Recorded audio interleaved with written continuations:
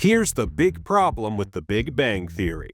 Well, before I get into that, I'd like to clarify. Here at ScreenRant, we're huge fans of the series, but sometimes even the most beloved shows have some major flaws. So, let's hate on some Sheldon. Let's start by talking about the biggest issue most people have with the Big Bang Theory, the way it treats nerds. Well, how it portrays nerds, to be more precise.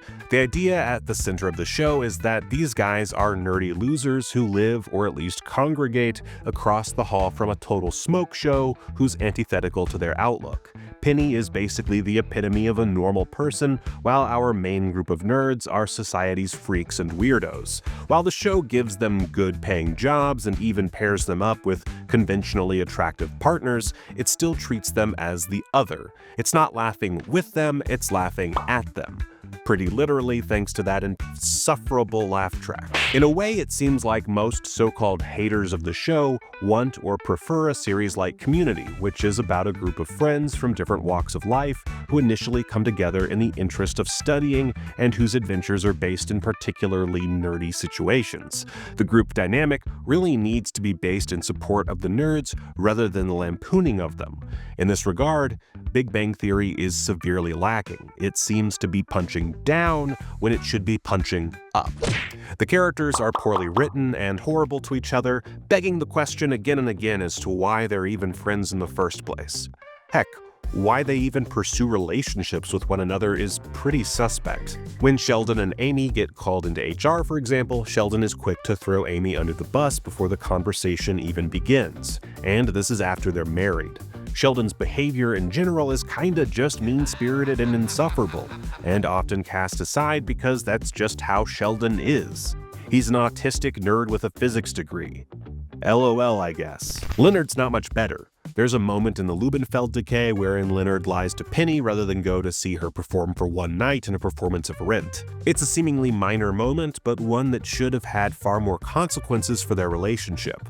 Later on, Leonard even cheated on Penny after they'd gotten together, something he only informs her of just before they're about to get married. At the end of the day, Leonard is kind of a manipulative liar, and one who consistently proves that he doesn't really believe in Penny's abilities. Raj, notably, had one of the more cruel little moments in the show when he joined Amy, Bernadette, and Penny for their girls' night out. It was during this outing that he revealed that he didn't find Amy attractive. As a character noted for easily falling in love with just about every woman he came into contact with, this was an especially demeaning moment, but a common injection of cringe from Raj, whose jokes tended to circle around objectifying women in especially gross and offensive ways. Of course, if you flip it around a bit, you'll notice that the show itself treats Raj in an equally insensitive way, often mocking his more feminine side and preoccupation with female-centric things like Sex and the City or yoga. This feminine side could have been played up and given Raj a more endearing character, but instead he's kind of a jerk.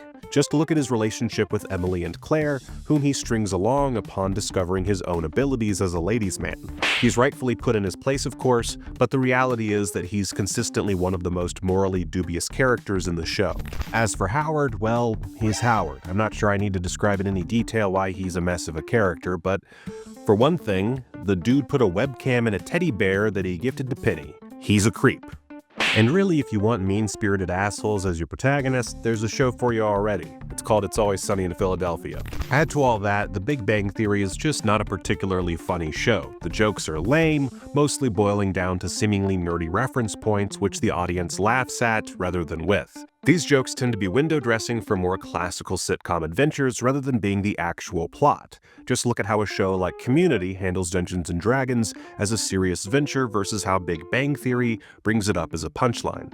Sure, they're two very different shows, but you can see how the nerdy side of one feels more genuine than the other. Now, having said all that, the real problem with The Big Bang Theory is that it's just kind of a milquetoast series, or as you crazy fellow kids might say, it's nerd. I know I listed off a bunch of reasons for it being offensive and mean-spirited, but the reality is that those moments are trapped within an unending onslaught of lame jokes, boosted by an insufferable laugh track, something common amongst much of Chuck Lorre's programming.